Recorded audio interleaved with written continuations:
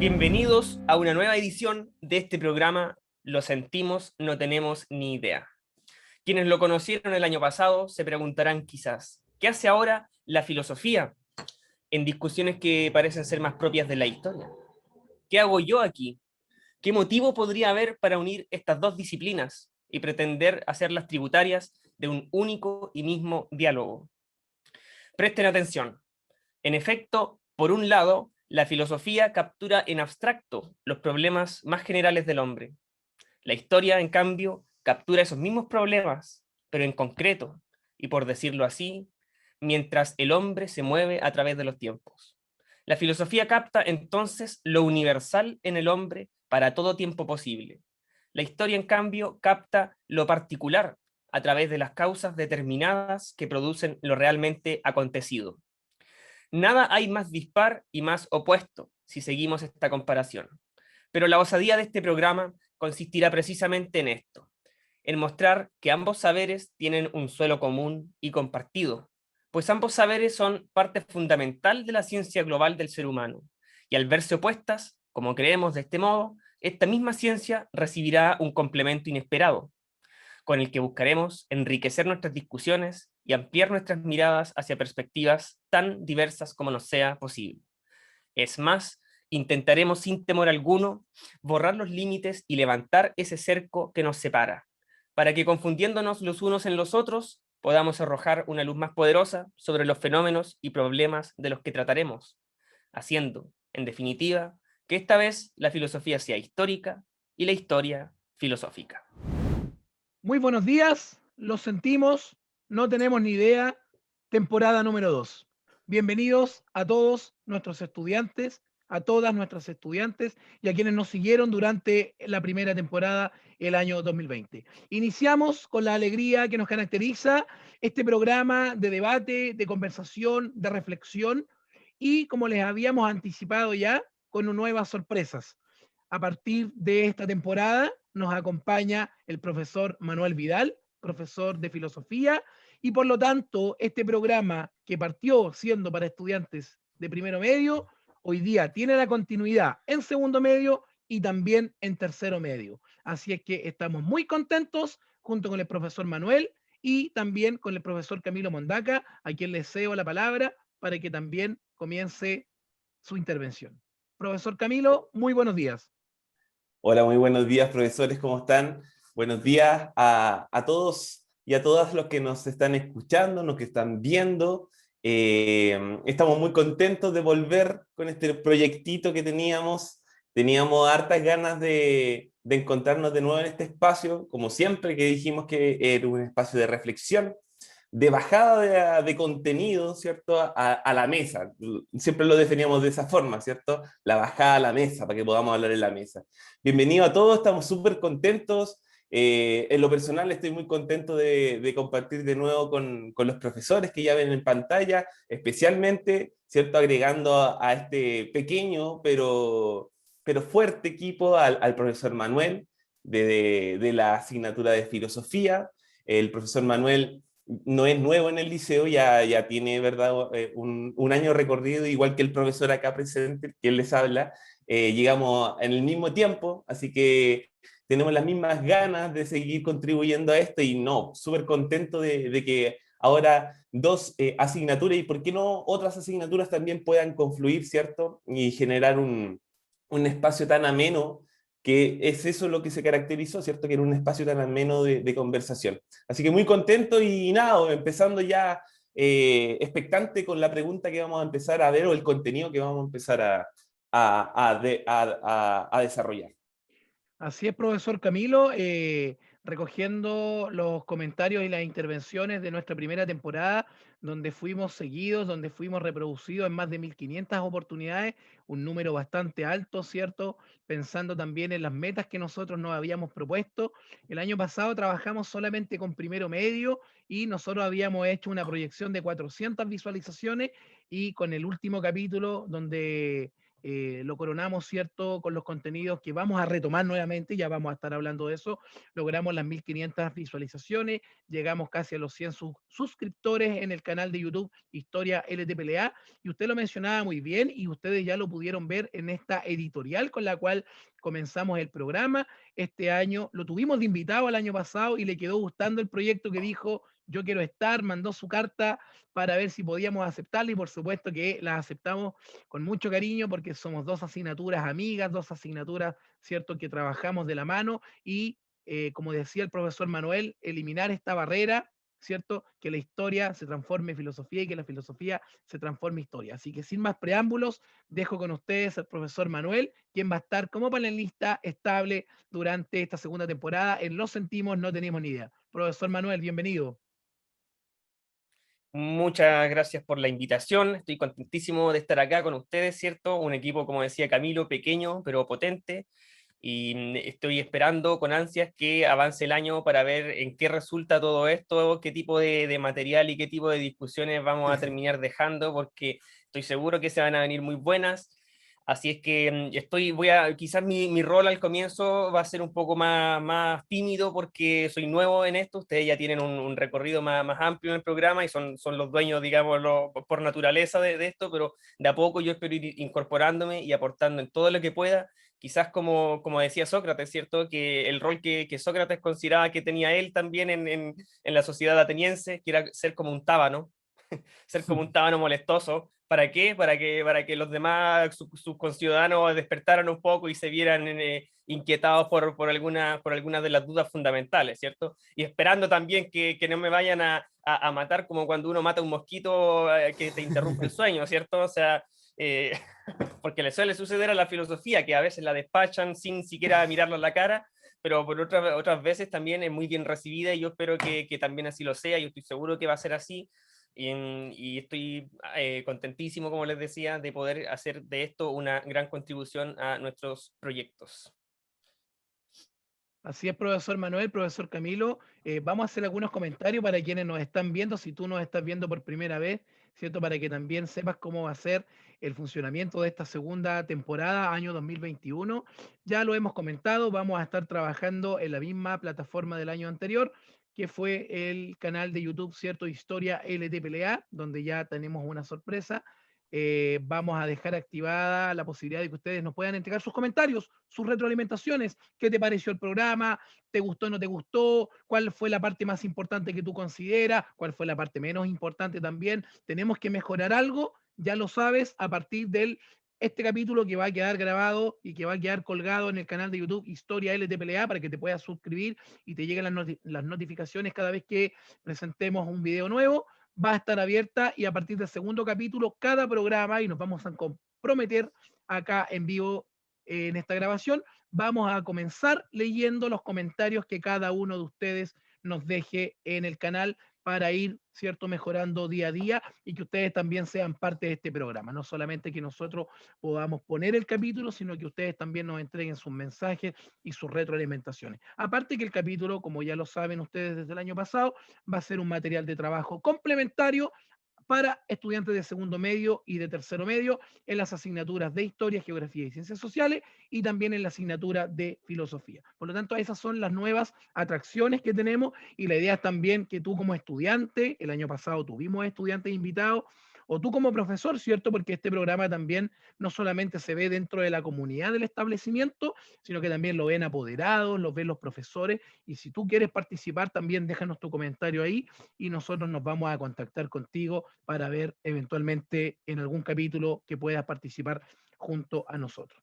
Eso es lo que podemos anticipar, así es que una vez aclaradas las normas del juego, como dicen por ahí, vamos a comenzar con nuestro primer capítulo, con nuestro primer tema, para que nuestros panelistas, ¿cierto?, estrella, Camilo y Manuel, lo puedan ir trabajando y vayamos, ¿cierto?, también guiando la conversación. Y sabemos que tenemos que comenzar con una pregunta que va a finalizar con el programa también, y ahí les voy a estar contando también qué va a pasar con esa pregunta, porque esa pregunta no va a quedar en el aire para la reflexión personal, sino que también usted la va a poder dejar por escrito. Así que, profesor Camilo, usted abre los fuegos del día de hoy y preséntenos la temática a trabajar hoy día. Perfecto. me han otorgado esta gran responsabilidad de partir esta segunda patita, esta segunda temporada, con un contenido que quizás los chiquillos y las chiquillas de segundo medio ya lo deben manejar de alguna u otra forma. Y seguramente con las pruebas de diagnóstico que tuvieron, más todavía. Les recordó algo. Eh, Nosotros tenemos que hacer referencia a que el tema que vamos a trabajar, si bien lo hablamos en la temporada anterior, es necesario retomarlo un poco porque lo tomamos desde solamente una perspectiva y este también es el punto inicial de este año en relación al trabajo de contenidos que nosotros tenemos. ¿Ya? No sé, profesor o profesores, si se acordarán de la cuestión social, se acordarán de ese fenómeno que nosotros alcanzamos a dilucidar en un capítulo que estuvo acompañado con un profesor de De música, el música. profesor Cristóbal, ¿verdad? Así es, el Es, último capítulo de la primera temporada. exacto, pero nos enfocamos, ¿cierto?, en analizar principalmente lo que era la cuestión social como fenómeno y cómo había sido representado en la sociedad chilena. Pero aparte, ese fenómeno, que también no es solamente un fenómeno propiamente endémico de Chile, sino que es un fenómeno que deriva de la revolución industrial, ¿cierto?, iniciada en Inglaterra, está dentro de un periodo político que nosotros tenemos que sí o sí tomar en cuenta. Y ese periodo es el que nosotros vamos a trabajar ahora, y es el periodo parlamentario. Parlamentarismo a la chilena, parlamentarismo criollo. Así lo van a poder encontrar en diferentes títulos, en diferentes textos, república parlamentaria. Lo van a encontrar de distintas formas, pero se refiere al mismo, ¿verdad?, al mismo proceso histórico dentro de la historia de Chile. Nos referimos al periodo parlamentario que va desde 1891 hasta 1925. ¿Ya? Un periodo que estamos terminando, ¿cierto?, el siglo XIX, comienzos del siglo XX, un periodo en donde la realidad chilena, que ya nosotros lo vimos con la cuestión social, nos da luces que la realidad de las clases populares y las clases bajas es paupérrima, ¿cierto? Es deplorable. Hacia inicios del 1900, ¿cierto?, a inicios del siglo XX, en Chile es el país en donde muere más gente en el mundo. En el mundo, no estamos exagerando, en el mundo, ¿cierto? Hay muchísimos nacimientos, pero también hay cantidad de mortalidad, una gran cantidad de mortalidad infantil al mismo tiempo, porque las condiciones de salud y las condiciones de desarrollo no permiten tener una esperanza más allá de 35 o 34 años de vida. Entonces, claro, nosotros analizamos esa parte desde, ¿verdad?, lo que era la concepción del proceso de la cuestión social, pero tenemos que ir necesariamente a cómo eso se agudiza, y se agudiza principalmente a características muy propias del periodo parlamentario que tienen que ver principalmente con la oligarquía del tiempo. No sé, profesor Rodrigo, si me quiere ir complementando. Sí, ahí estamos haciendo referencia al periodo histórico de finales del siglo XIX, comienzos del siglo XX, un periodo con el cual parte con una crisis, la salida, ¿cierto?, del presidente Balmaceda, se suicida, y que luego este periodo va a estar culminando con el cambio en una constitución. Y es ahí donde a mí me interesa porque muchos de los elementos que se dieron en el periodo parlamentario, la crisis social, la crisis económica que se provocó, la organización del movimiento obrero, los sectores campesinos y que desembocan con una nueva constitución, es muy similar a lo cual estamos viendo el día de hoy. Y ahí, cierto, es por eso que contamos con el profesor Manuel hoy día, que nos va a dar una mirada desde la actualidad, desde el 18 y 19 de octubre del año 2019, de este estallido social, para poder tener, cierto, después estos elementos de continuidad y cambio en la historia. Profesor Manuel, por favor. Bien, quizás mencionar de inmediato algo que tú estabas refiriendo con respecto a Balmaceda, y yo aquí le agradezco a Rodrigo por haber mencionado a Balmaceda, el suicidio de Balmaceda, y a Camilo también, porque la otra vez, cuando tuvimos una conversación inicial donde ustedes me contaron de qué se iba a tratar la temática, Camilo sugirió que había un montón de material en relación con el parlamentarismo y sugirió por ahí la cuestión de la poesía como algo que había sido importante incluso para denunciar los males de la época, la tristeza del bajo pueblo, las condiciones en las cuales estaban viviendo en ese periodo. Y fíjate que anoche yo investigando un poquitito también, porque me entró la curiosidad de verdad, cuando Camilo me dijo que la poesía, y dije, pero ¿cómo va a estar la poesía ahí en una cuestión política? ¿Qué sentido tiene? Bueno, en verdad tiene mucho sentido. Y fíjense solamente en estos cuatro versos que son de la época, de la época que estamos hablando, antigua, ¿cierto? De la época del parlamentarismo, y dice, y de pena el presidente de un balazo se mató.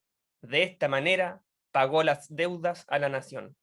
Es decir, fíjense un poco el desprecio por la vida de alguien que se considera el causante de los males y el considerarse que a pesar de que el pueblo está viviendo de forma muy paupérrima, ¿cierto? De forma pobre, con falta de las condiciones básicas, sin embargo, consideran que lo que se le debía a la nación fue pagado con la sola muerte de aquel que se consideró causa de los males, causa de las muertes, ¿cierto? Entonces se sienten pagados, esa no es una deuda monetaria, a pesar de que eran muy pobres, ¿cierto? Entonces Así la es. muerte simbólica de alguien que se ve como un tirano, de pronto es suficiente satisfacción para los que sufren. Ahí es Bien. súper...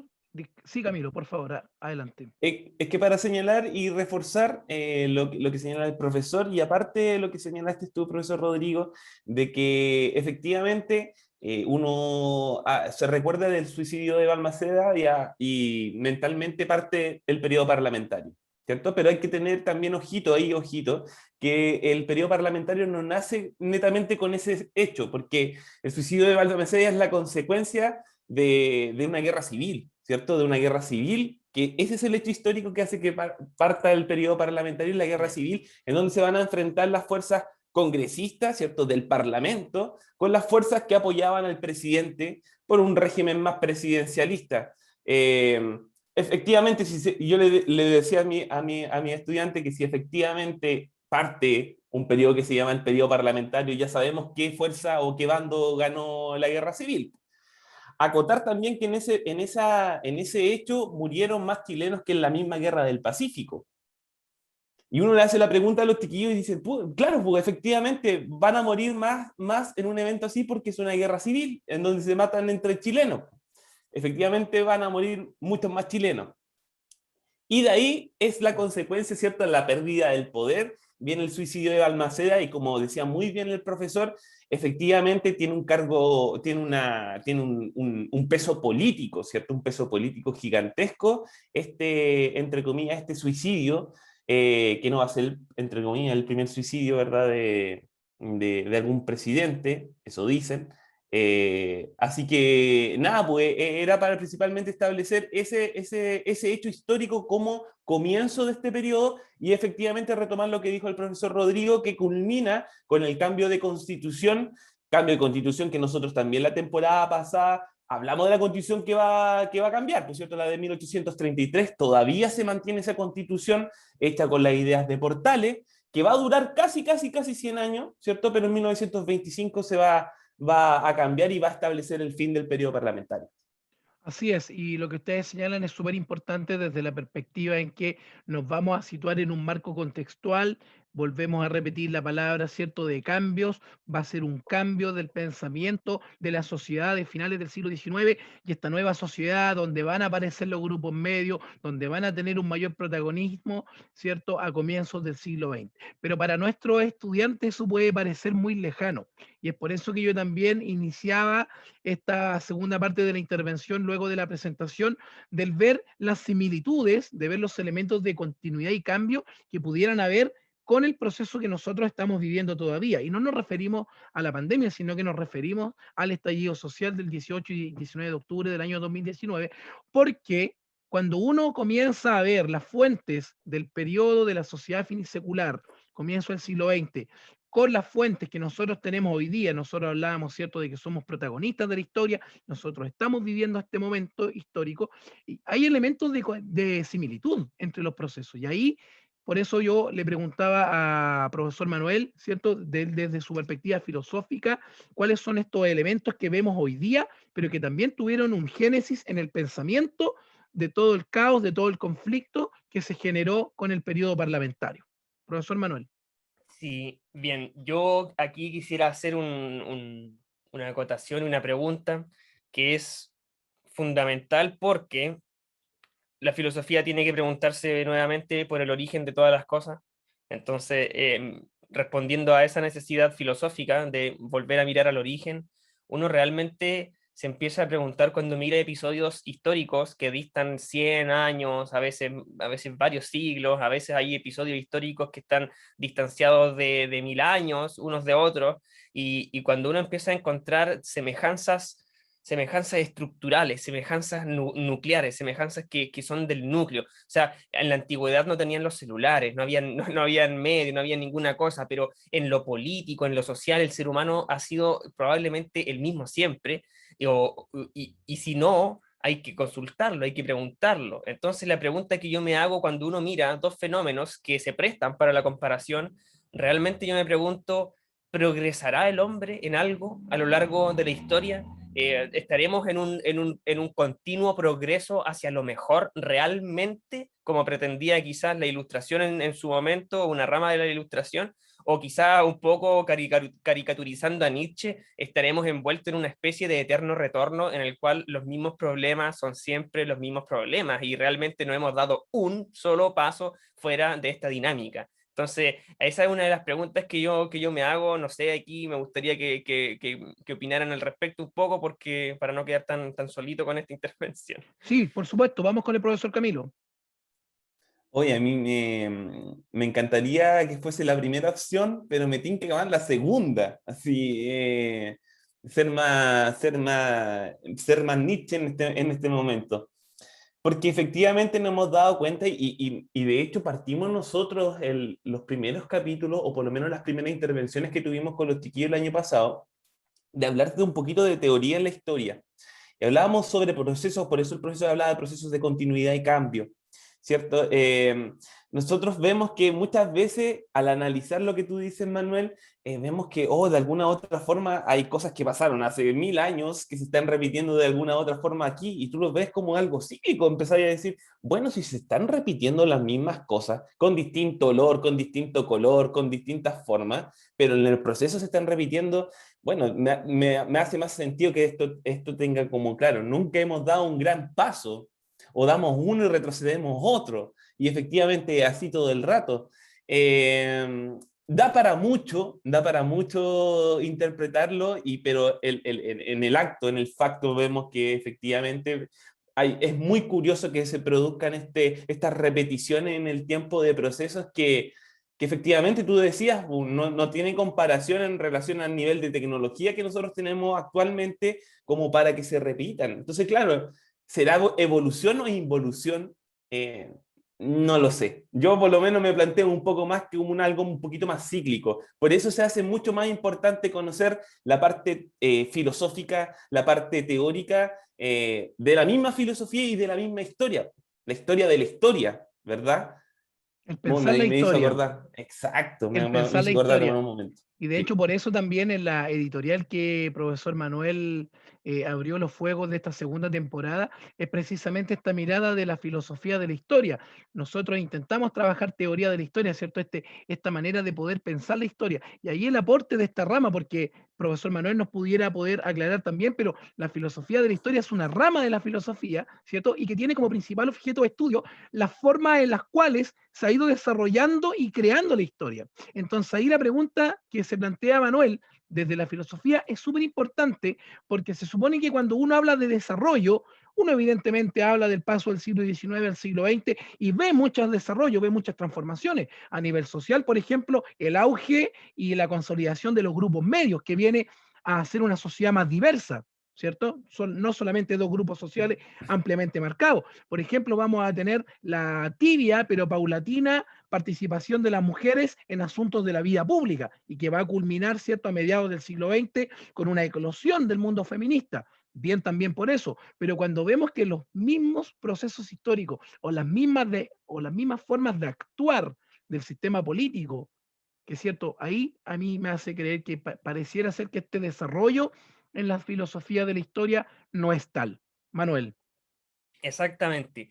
Yo aquí tengo a la vista principalmente a Immanuel Kant, ¿cierto? Filósofo ilustrado del siglo XVIII, finales del siglo XVIII o segunda mitad del siglo XVIII, en su época post-crítica, después de sus grandes tratados de metafísica, teórica, práctica y también estética teleológica, le dedica bastante tiempo y bastante atención, algo que parece curioso para los que estudian Kant, le dedica atención a la filosofía de la historia.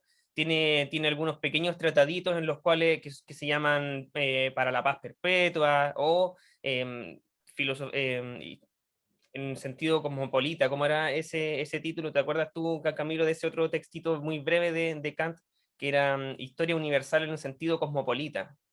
Algo así. Creo que era el título, Historia Universal en un sentido cosmopolita. O sea, él está viendo una historia universal desde un punto de vista como si el mundo fuese una sola gran ciudad, lo cual es una ambición ilustrada de creer que todos los seres humanos vamos para el mismo destino y que es parte del progreso unificarnos moralmente. Ahora, Kant precisamente tenía a la vista el progreso moral del hombre. Y cuando él propone, ¿cierto?, que el hombre está continuamente en un continuo progreso hacia lo mejor, valga la redundancia, él está pensando no en el desarrollo de las tecnologías, ni de la industria, ni de la civilización, ni siquiera de las técnicas de la civilización. Él está hablando propiamente tal del desarrollo de la parte moral en el hombre, que es la parte que nos constituye en mejores ciudadanos, mejores hombres, mejores de todo, ¿cierto? Lo que nos hace buenos. Según él, allí nosotros estábamos realizando un progreso continuo hacia lo mejor, porque decir que no lo habría significado abandonar la esperanza del ser humano, ¿cierto? Como un ser lisa y llanamente defectuoso. Y el Kant no estaba dispuesto a aceptar eso, sino que con plena confianza en el ser humano tiene que suponer que nosotros lentamente vamos hacia lo mejor. Entonces, por ahí hay varias confusiones a las que uno se enfrenta cuando estudia esto de la filosofía de la historia, particularmente en Kant, en el cual se confunde un poco, se piensa que aquí como parte de la ilustración, Kant está promoviendo cualquier tipo de progreso, el progreso así como se lo entiende vagamente. Yo entiendo el progreso como el progreso económico, yo entiendo el progreso como el Mm. progreso, qué sé yo, tecnológico, yo entiendo el progreso como cualquier progreso. Quizás en Kant su ambición era solamente el progreso moral. Ahora, la cuestión es por qué, sin embargo, este progreso termina siendo abandonado como idea. ¿Por qué no nos convence? ¿Por qué habrá fracasado esta idea de que los cambios que vienen realmente tienen, si bien a través de medios sangrientos muchas veces, tienen que tener algún resultado positivo para nosotros? ¿Por qué tendríamos que aceptar eso? ¿Qué es lo que nos desengaña? Probablemente la observación que hace Camilo, ¿cierto? Que empezamos a mirar hacia atrás la historia, mientras más pasa tiempo, mientras más pasa el tiempo, más ejemplos tenemos en el pasado que nos permiten comparar unos con otros y empezamos a identificar la cuestión estructural que se repite en cada uno de ellos. Entonces, quizás en lo político hemos dado realmente muy pocos pasos hacia adelante y más bien hacia los costados, más bien nos movemos en un medio del cual no podemos realmente salir del todo. Sí, yo me quiero tomar de lo que tú dices, profesor Manuel, investigando recientemente para hacer la precisión, porque tú estás muy en lo correcto. El ensayo de Kant es idea de una historia universal en sentido cosmopolita. Le faltó ahí la La idea, idea ¿cierto? es Y que que no básicamente, tenemos ni idea. justamente, lo sentimos, no tenemos ni idea. Parece que Kant había ya mencionado anteriormente. Y ahí básicamente lo que recalca en este ensayo es todo lo que tú mencionabas, profe Manuel. Una sociedad, ¿cierto?, con problemas que básicamente había que darle solución con el objetivo de estructurar una sociedad en base a principios como la justicia, la libertad, la moral y un adecuado régimen de gobierno.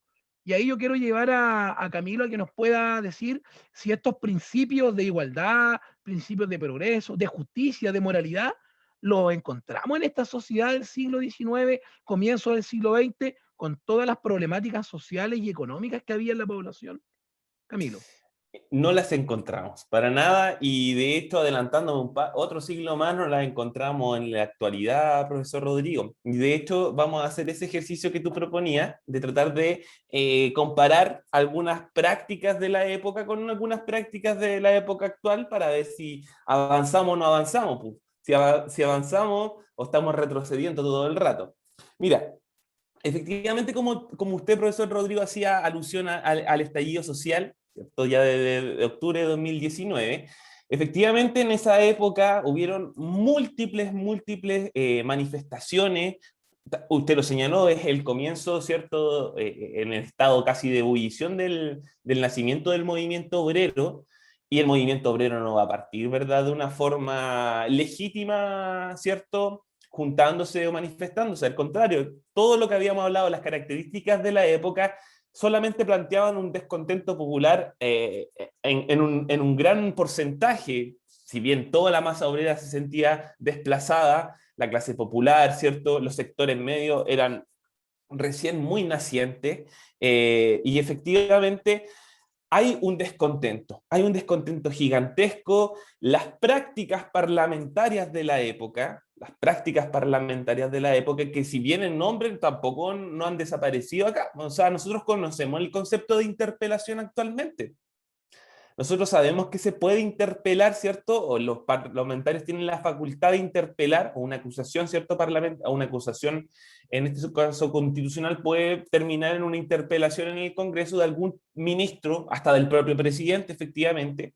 Y en la época, aparte de eso, no solo se transformó como en una práctica para, obviamente, acercar al pueblo o ir en vías de un desarrollo, en este caso desarrollo tomando lo social, económico, un desarrollo completo. eh, no principalmente accedían a canalizar esas propuestas para un desarrollo, sino porque afectaban sus propios intereses. Entonces ocupaban estas prácticas parlamentarias como la interpelación y la censura para entorpecer, ¿cierto?, la labor de los presidentes de la época. Es una característica del periodo parlamentario hablar de la rotativa ministerial, ¿cierto? De la constante rotativa ministerial, que a través de estas prácticas de llamar a un tipo, ¿cierto? Profesor Rodrigo, usted es ministro de Educación, venga para acá, ¿cierto? El Congreso, deme más o menos todas las gestiones que usted ha desarrollado en su cartera, denos verdad, conteste nuestras preguntas, y la verdad es que si nos parece o no nos parece, no va a contar mucho. No va a contar si nos dice la verdad o dice mentira, no va a importar Como esta mucho. rendición de cuentas, como esta Exacto. rendición de cuentas. Pero esa rendición de cuentas que efectivamente, claro, es parte, un elemento, ¿verdad?, de un sistema democrático y tiene que estar, se da en base a los intereses. Por tanto, si tú me decías la verdad o me decías la mentira, daba lo mismo, porque igual lo iba a terminar censurando y usted iba a terminar afuera. Afuera, porque me interesaba entorpecer la labor del presidente, y principalmente la labor del presidente del último periodo o de los últimos años del periodo parlamentario, que era el presidente, entre comillas, que venía con otra idea, ¿cierto?, para tratar de terminar con este periodo parlamentario, que era Arturo Alessandri. No vamos a ensalzar a Alessandri aquí como que una paloma, ¿cierto?, blanca aquí que viene a salvar y terminar con todo, pero efectivamente planteó otros tipos de vías para resolver los problemas de las clases medias. De hecho, cautivó a las clases medias, a las clases populares. Él yo les decía a mi estudiante que era el que empezó más o menos con las giras presidenciales. Nosotros hoy día conocemos que las giras presidenciales, un día aparece, ¿cierto?, los candidatos en Arica, y después aparecen en Tierra del Fuego al otro día, claro, ¿cierto?, haciendo propaganda. Bueno, Alessandri fue el primero que empezó a moverse, y principalmente se mueve hacia el norte. ¿Por qué para el norte? Bueno, nosotros ya sabemos, pues ahí está toda la zona económica fuerte de Chile de la época, y está el sector salitrero, pues los obreros del salitre. Gran masa, ¿cierto?, que podría permitir que en este momento él pudiera llegar a la presidencia. Y los cautiva. Él se pone en un cajón arriba, de verdad, de arriba. Él no era tan grande, ¿cierto?, pero era un buen orador. Él fue conocido como el León de Tarapacá, ¿cierto, profesor Rodrigo? Un animal político. Un animal político, le decían de la época, el León de Tarapacá. Y efectivamente partía sus discursos diciendo: mi querida Chusma. O sea, imagínate, pues le decía chusma. O sea, hoy día que alguien que me diga chusma es como chuta, es algo peyorativo, ¿cierto? Así es. Algo. La canalla dorada. Exacto. Para referirse a los sectores altos de la sociedad, canalla dorada, dorada por las lujosas joyas que ostentaban. Exacto, era muy bueno con eso. Y obviamente la población no lo tomaba como algo malo.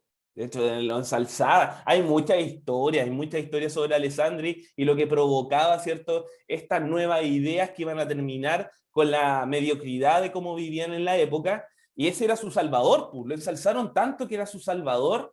Yo les contaba a los chiquillos rápidamente que llegaron a raspar los muros de su casa, ¿cierto? Del muro del portón, sacarle los pedacitos de pintura en un vasito, echarle agua caliente y tomárselo, porque era algo bendito, era la casa, ¿cierto?, de Alessandri. O sea, a ese nivel de locura llegamos en la época. Él era el Salvador. Y efectivamente, gana las elecciones contra Barros Borgoño, ¿cierto? Barros Borgoño era el candidato conservador de la época en 1920, para las elecciones de 1920, y estamos en 1920, y por muy poquitito, ¿cierto? Porque estamos bajo un sistema de voto indirecto en la época, no hay voto directo, recuerden, hay que hacer una diferencia, ¿cierto? Y por muy poquito gana, ¿cierto? Alessandri, y un tribunal de honor, como fue muy poquita la diferencia, lo establece como presidente. Y llega con toda esa energía, vamos a cambiar todo, ¿cierto? No, si aquí va a terminar el periodo, las malas prácticas, pero efectivamente cambia el gobierno, pero no cambia el sistema. Cambia el gobierno, pero no cambia el sistema. Y esa idea de que cambia el gobierno y no cambia el sistema, ¿lo podríamos extrapolar a la parte de hoy día actual? Justamente, y eso es lo que yo quería preguntarle a profesor Manuel, porque si es posible hacer una filosofía actual, una filosofía del tiempo presente, entendiendo, cierto, que la revuelta social o el estallido social nos pudiera aportar u ofrecer una mirada un poco más profunda que solamente entender que hay grupos que salieron a las calles y se manifestaron porque tenían diversos problemas. ¿Es posible eso, profesor Manuel, en los tiempos actuales? Yo creo que esa sería una línea de investigación no tan difícil de realizar y encantaría, yo creo, a todos nosotros que los estudiantes pudieran también ellos descubrirla, determinando lo siguiente, porque yo al comienzo cuando empezó a hablar Camilo noté la pregunta y cuando terminó de hablar cayó de nuevo justo con el problema del estallido social. Entonces uno se podría hacer esta pregunta que es más o menos sencilla, pensada como para estudiantes de enseñanza media, que dice lo siguiente: ¿qué semejanzas y diferencias fundamentales existirían entre el estallido social que vivimos el 2019 y probablemente los diversos movimientos de las clases trabajadoras en Chile durante el periodo parlamentario? Y por ahí tratar de buscar qué cosa es lo común, qué es lo diferente. El sistema de gobierno, quizá el sistema con el cual somos gobernados quizás cambia, no hay un parlamentarismo, hay otra cosa, ahora quizás se le llama presidencialismo, qué sé yo, por ahí puede ir quizás alguna diferencia, no lo tengo tampoco tan resuelto, pero quizás las semejanzas, ¿qué sería lo semejante? El descontento, la manera en que son tratadas las personas, ¿cierto? Como mencionabas tú con Alessandri, de pronto uno siente que esas cosas no han cambiado. La diferencia como clase entre un grupo minoritario de personas que se mantienen gobernando a través de los años y un montón de gente que queda sin voz, sin ser escuchados, ¿cierto? Entonces por ahí quizás ver qué tipos de sufrimientos tenían en esa época, compararlos inmediatamente con el tipo de padecimientos que tienen hoy en día y que salieron a flote y que quedaron en conocimiento de todos nosotros a partir de octubre del 2019. Entonces, por ahí creo yo que quizás se podría de alguna manera desarrollar una respuesta en torno a semejanzas y diferencias fundamentales entre, ¿cierto?, el estallido social de octubre y, por otro lado, los diversos movimientos de las clases trabajadoras en el periodo parlamentario. Sí, yo Creo que esa sería una, solamente una, buena, una buena primera pregunta.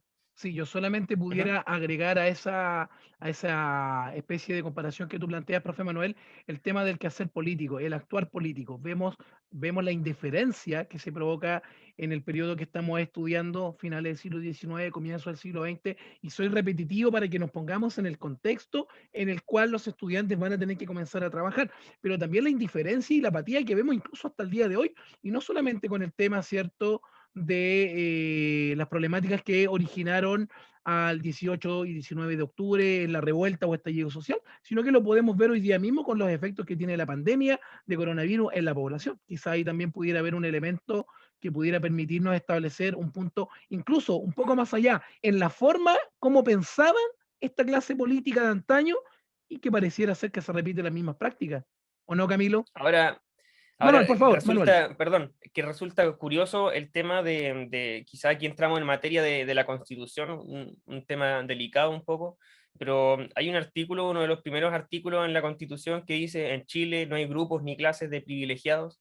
Y sin embargo, de facto, en las noticias siempre se habla de la clase política y está tan absolutamente normalizado. Y si tú empiezas a investigar hacia atrás los nombres de las personas que están actualmente en el gobierno de una u otra forma, si uno les empieza a buscar, los bisabuelos estaban aquí en esta época también. O sea, Pero Manuel, ha habido un traspaso hereditario de generación en generación, lo cual resulta absolutamente inexplicable si la Constitución lo dice claramente: no existen los grupos privilegiados. Entonces, ¿cómo conciliar eso? La letra de la Constitución versus el espíritu, ¿cierto? Lo que ocurre de facto y lo que debiera estar ocurriendo conforme a la Constitución. exacto, Manuel, lo que tú dices, mira, lo ejemplifico al tiro en dos cositas que me pasan regularmente en el aula.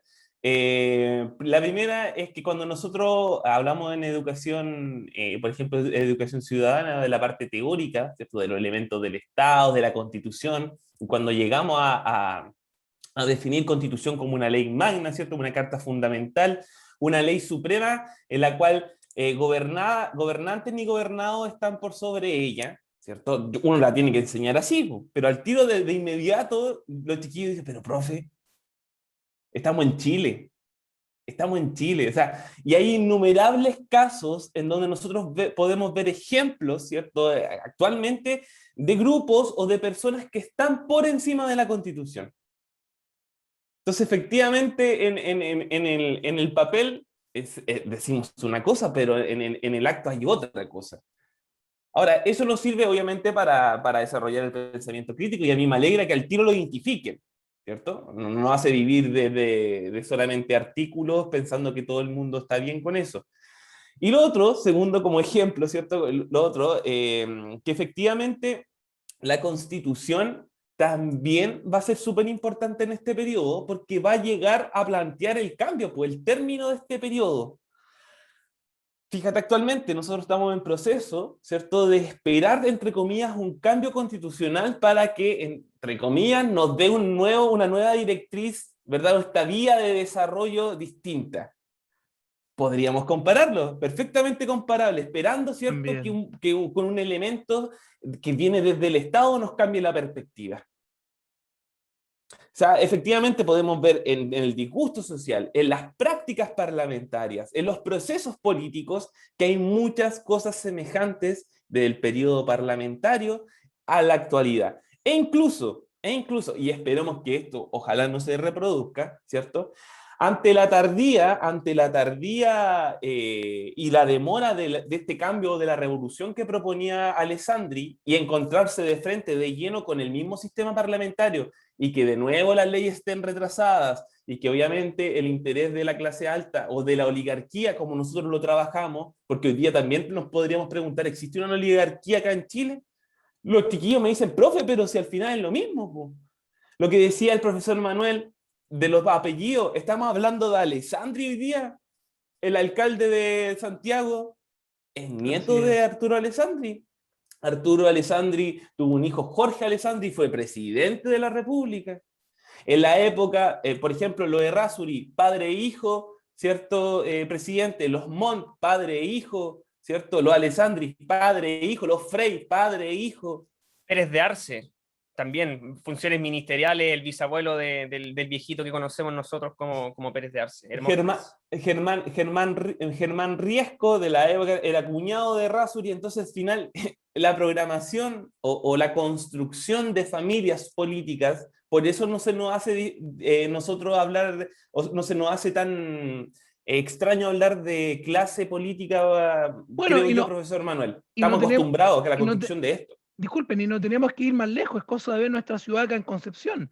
Van Rieselberghe, padre, hermana, hija, hermano, y ahora la hija que va candidata, por ejemplo. O podemos ver también con los Ortiz, padre, diputado, hijo, cierto, alcalde de Concepción que busca una nueva reelección. O sea, lo tenemos acá en nuestra ciudad, en el aquí y el ahora. Es una práctica común, y en el periodo parlamentario era una práctica que era, pero Sí, en la práctica, los chicos de segundo y obviamente los tercero y cuarto deberían saberlo, en el periodo parlamentario no existía un tricel ni un cervel. Entonces, más que llegar a ser del gobierno propiamente tal, la clase alta pretendía estar en los puestos, era el que dominaba el país, ahí se manejaban los intereses. Por tanto, llegar a ir al Parlamento era una cosa, pero era una carrera, ¿cierto?, de la clase alta, y ahí se permitía el juego sucio, ¿cierto? El cohecho es una práctica de la época, una práctica electoral de la época, pero legitimada. La gente iba con, los candidatos iban con saco con votos blancos para cambiarlos después, posterior. Era el caciquismo, po, ¿cierto? Eso se daba mucho en el campo. Los Yo como caudillos. terrateniente, y yo tenía inquilino, exacto, como tenía inquilino, los obligaba a votar, ¿cierto? Por el candidato, aunque no supieran ni leer ni escribir. Los mandaba a votar. Y si no, bueno, te ibas de la pega, pues, y la pega era todo, porque ahí estaba la casa, estaba la familia, estaba toda tu vida. ¿Cierto? El caciquismo, el poder que yo ejerzo sobre otro, para obligarlo a hacer algo que yo quiero. Y efectivamente eso era legitimado. Entonces estamos hablando de una época en que encontramos muchas prácticas sucias y hoy día el cohecho, efectivamente el cohecho, bueno, en Chile el cohecho en donde la pena en cárcel es la mínima, pero hoy día es ilegal el cohecho. No se puede hacer eso, pagar por Así el es. voto. Pero bueno, nosotros sabemos que hasta el día de hoy se hace. Es una práctica también. Y sobre todo a Y parlamentarios en el Congreso para el beneficio de leyes. exacto, ¿no? Entonces, yo estoy como contando las prácticas parlamentarias, pero uno lo podía extrapolar a la realidad y decir, bueno, esto vamos, suma y sigue, ¿cierto? Ahora, lo último yo para ir más o menos cerrando lo que ya es el tema de Alessandri, es que espero que no esto, esperando la Constitución, al igual que ellos iban, espero que no se pronuncie las Fuerzas Armadas.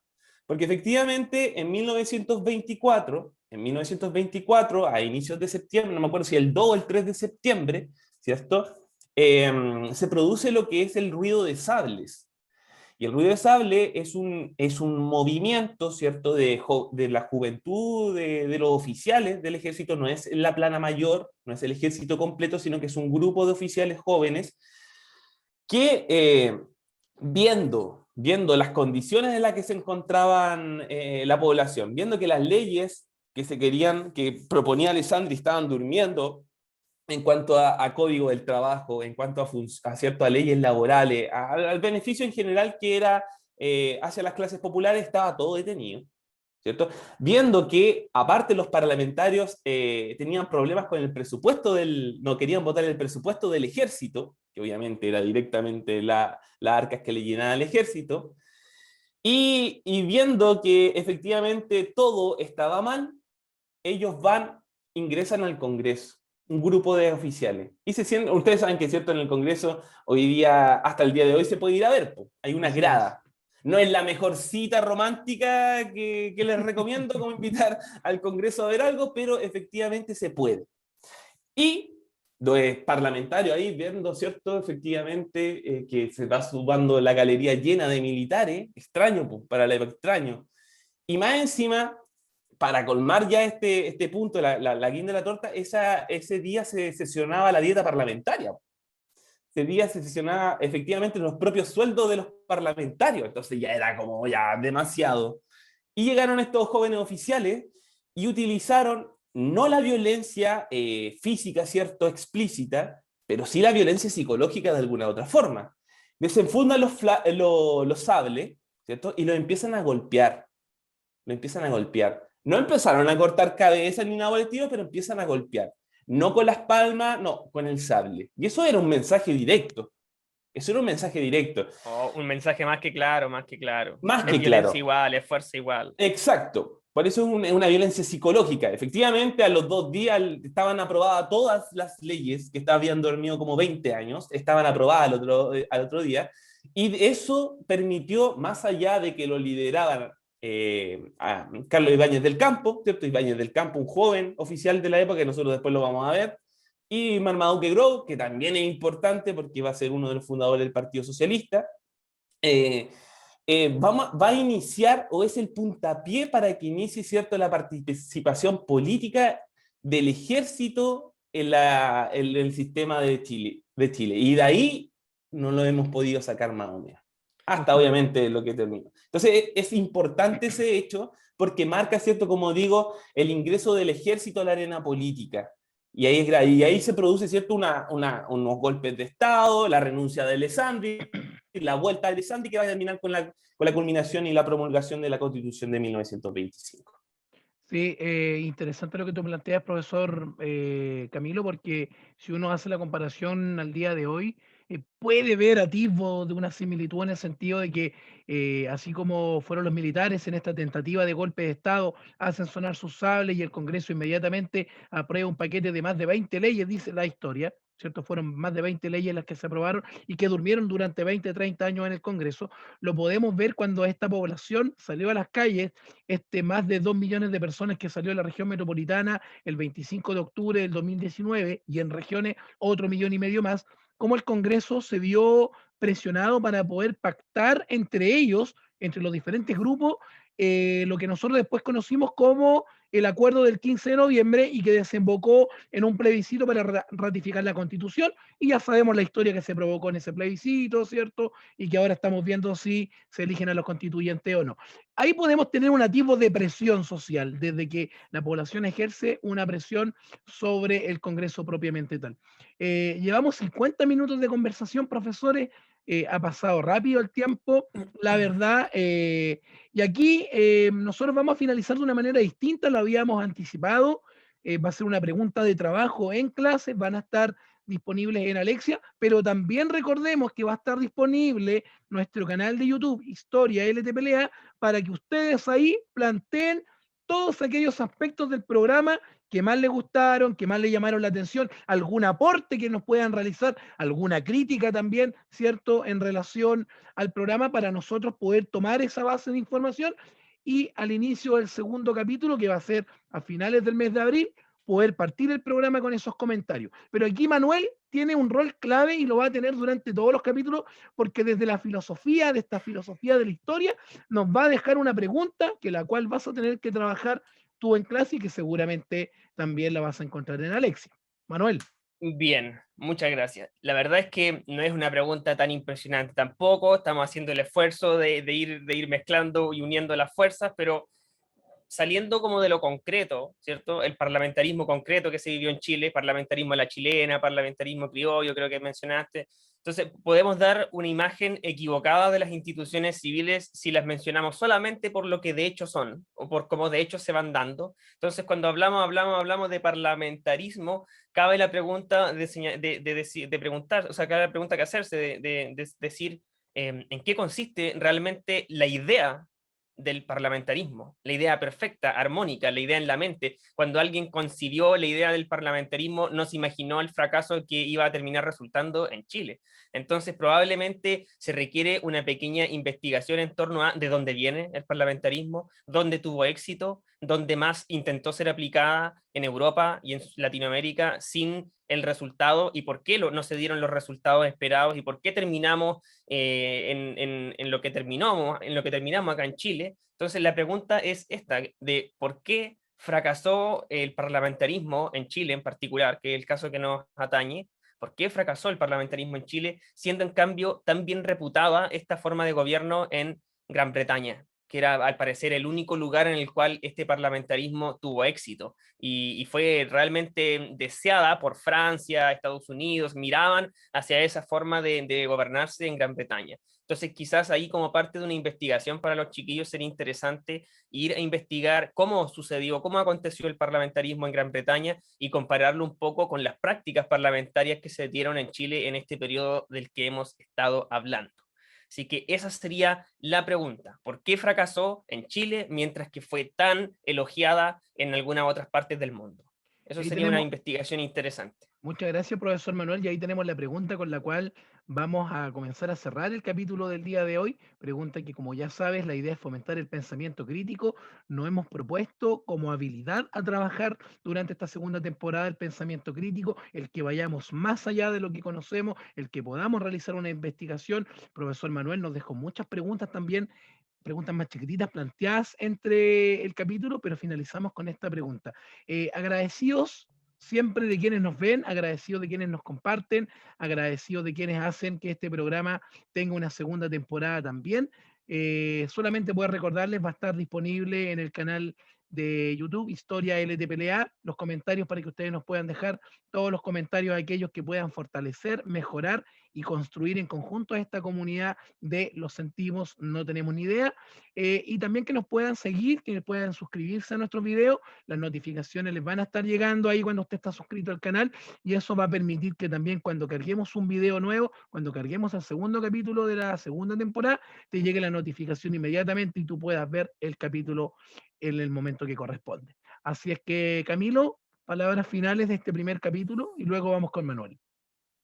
No, reforzar principalmente eso que señalabas, profesor Rodrigo, de la abertura de los comentarios para tratar de que fluya un poquito más la información entre nosotros, para que sea un poquito más rápida y nosotros la podamos acoger y mejorar, siempre con la idea obviamente de mejorar. Y no tan solo dejarle estas preguntas establecidas a los chiquillos que las tienen que trabajar, las chiquillas que lo tienen que trabajar, entre comillas, por obligación, ¿cierto? Sino que si hay apoderado o parte de la comunidad o que no hay, o no tiene nada que ver con nosotros, pero llega, ¿verdad?, a este programita y tiene alguna opinión, ¿verdad?, o está completamente en desacuerdo con lo que dijimos nosotros, o está completamente de acuerdo, o tiene algunos matices, que también tiene la libertad absoluta de poder plasmar ahí en los comentarios su opinión, porque la idea es democratizar los espacios, pues para que haya opinión y espacios para todos, ¿cierto? Así que no, es eso, estoy muy contento de volver a esta dinámica, porque claro, cuando nos empezamos a ordenar, así como que se ve harto y todo eso, pero cuando empezamos a grabar, fluye muy rápido todo esto y se hace muy, muy, muy, muy ameno. Así que nada, agradecerle al profesor Rodrigo, al profesor Manuel, ¿cierto? Bienvenido de nuevo, fue un gran aporte, ya lo vemos, ¿verdad?, en este capítulo. Así que nada, expectante para la próxima sesión y esperemos que en definitiva las características que vimos del periodo parlamentario y que nos hayamos enfocado harto también en el presente, ¿cierto?, en hacer estos símiles. Esperamos que le haya ayudado y que efectivamente ayude a profundizar el contenido que nosotros trabajamos, ¿verdad?, que estamos trabajando en este proceso de nivelación en comienzos de año, y que en definitiva se plasme no tan solo en las evaluaciones que pretendemos hacer, sino que efectivamente esto tenga un aprendizaje ciudadano, ¿cierto?, histórico ciudadano. Eso, muchas gracias. Gracias a ti, profesor Camilo. Profesor Manuel, ¿cómo te sentiste? ¿Cuál fue tu impresión No, de este muy, primer muy, capítulo? muy grato y ameno todo esto que está pasando. Como decía Camilo, uno está nervioso porque primera grabación del año y no sabemos muy bien qué decir antes de que empiece, pero una vez que empieza todo esto, empieza a fluir también la cosa de una manera muy grata. Yo creo que ustedes también lo sintieron así. Solamente agregar también en la parte final que tiene que ver con la plataforma y la interacción con quienes nos estarán viendo, que no se olviden no solamente de mostrar acuerdo, desacuerdo o matices, sino por la parte filosófica, agregar preguntas, si tienen preguntas sobre este periodo que se les hayan despertado en su cabeza, porque a veces cuando uno ve un video largo, a uno se le pasan preguntas que probablemente no tratamos aquí de ninguna manera, y no se las queden. Si tienen alguna consulta, alguna duda, por qué tal cosa, por qué tal presidente, por qué tal parlamentario, por qué tal cosa, por qué tal condición, por qué tal estructura, por qué tal institución, etcétera. Si tienen alguna consulta en forma de pregunta, sería muy provechoso también que las compartieran con nosotros para estar atentos a algunos matices que podríamos estar inconscientemente dejando de lado y que nos podrían servir para complementar a futuro también. Así es que contamos con su ayuda, chiquillos, chiquillas, apoderados, también el resto de la comunidad, y quienes no tengan nada que ver con nosotros también van a ser bien recibidas siempre. Así es que pongámosles nomás, echémosle para adelante, como se dice, y estaremos esperándolos para las próximas grabaciones. Muchas gracias, profesor Manuel. Por mi parte, solamente volver a agradecer la oportunidad de poder reencantarme nuevamente con la historia. Lo habíamos conversado con Camilo en la temporada pasada, ¿cierto? Los chicos me ven un poco más lejano a la historia porque principalmente tengo a mi cargo el tema de emprendimiento. pero también como formación inicial soy profesor de historia, así que me motiva mucho el poder seguir en esta segunda temporada en un rol un poco más de comunicador, en un rol un poco más de manejar los tiempos, guiar un poco la conversación, pero siempre con el ánimo y también dispuesto a poder aprender como ustedes, los estudiantes, los apoderados y la comunidad en general, cuando vea el video también lo va a hacer así. Así que por mi parte agradecer y que nos puedan compartir, que nos puedan mencionar todo lo que ya habíamos dicho, que puedan apretar ahí el botón de la suscripción, lo van a tener arribita ahí, ¿cierto? Y solamente voy a adelantar, no sé dónde va a estar, pero va a estar por ahí. Y solamente poder adelantar que en la grabación del mes de abril, recuerden que va a ser una grabación por mes, vamos a tener ya un invitado o invitada, esperamos que sea invitada. La producción del programa está trabajando para poder, ¿cierto?, tener una cuarta persona. Vamos a tener invitados, invitadas igual que la temporada anterior. Recordemos que Manuel ya es el panelista estable de este programa. Así es que, como siempre, muchachos, ustedes ya lo saben, cerramos diciendo, lo sentimos, no No tenemos tenemos no ni tenemos idea. idea. Que estén muy bien y nos vemos en el mes de abril. Chao, chao.